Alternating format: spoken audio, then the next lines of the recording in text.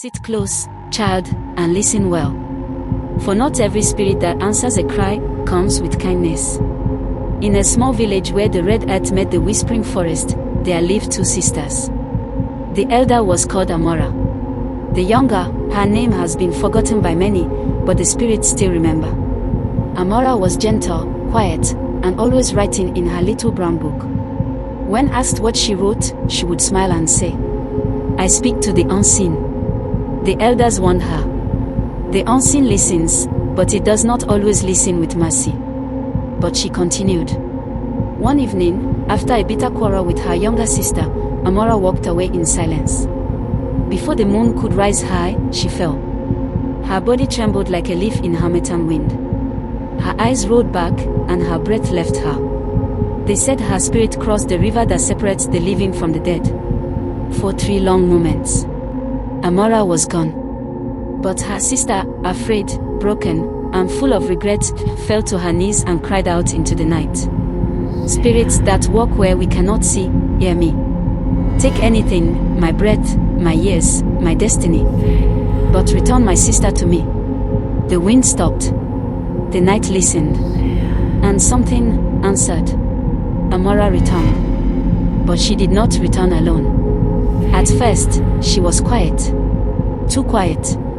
She would sit for long hours, staring, not at people, but through them. She blinked as though she had to remember how. And her shadow. Her shadow no longer obeyed the sun. Not long after, an old woman from the village came to visit. Her knees were weak, her body tired from many seasons. She laughed when she saw Amora writing again. Still speaking to spirits, she teased. Amora looked up and smiled. They are now speaking back. That night, the old woman ran through the village laughing and crying. "I am healed," she shouted. "The pain has left me." The people rejoiced.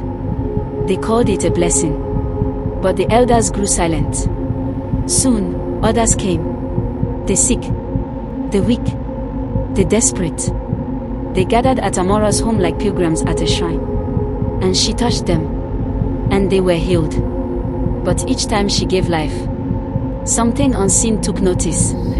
The air would grow heavy. The shadows would stretch long like fingers reaching. And Amora would always look at her younger sister, as if counting something. One night, the younger sister gathered courage and asked, "Amora, what did you bring back from the river?" Amora lifted her eyes. But they were no longer the eyes of a girl. They were deep, endless, old. "I did not return," she said softly. "I was sent back." Not long after, a man came from a distant village, carrying his dying child. He fell to the ground before Amora. "Please," he begged. "Save her. I will give anything." The wind shifted. The fire dimmed. Even the night leaned in to listen. Amora hesitated. For the first time, she hesitated. But then, she smiled. "Anything?" she asked. The man nodded. She placed her hand upon the child. And the world fell silent. No insects. No wind. No breath. Then the shadows rose. They stretched across the walls like great spirits waking from sleep. The child gasped. Life returned. But the father began to scream. The elders say what happened next cannot be spoken fully.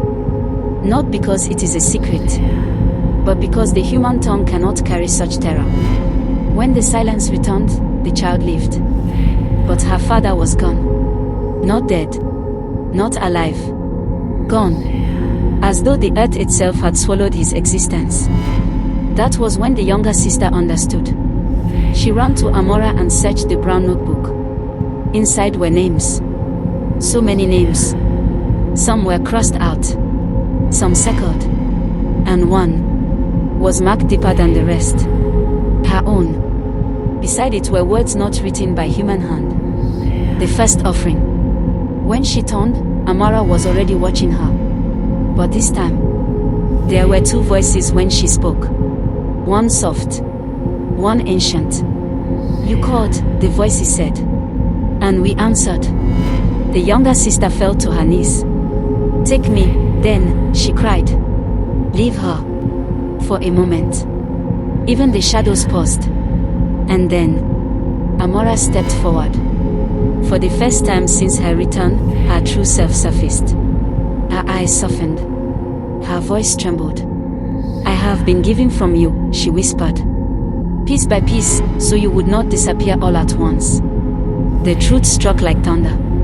Every healing, every miracle, every life saved was paid for with her own life. The shadows stared again, waiting, hungry, patient. Outside, the villagers still gather. They bring offerings. They whisper her name like she is a goddess. And inside the house, Amora still writes, endlessly.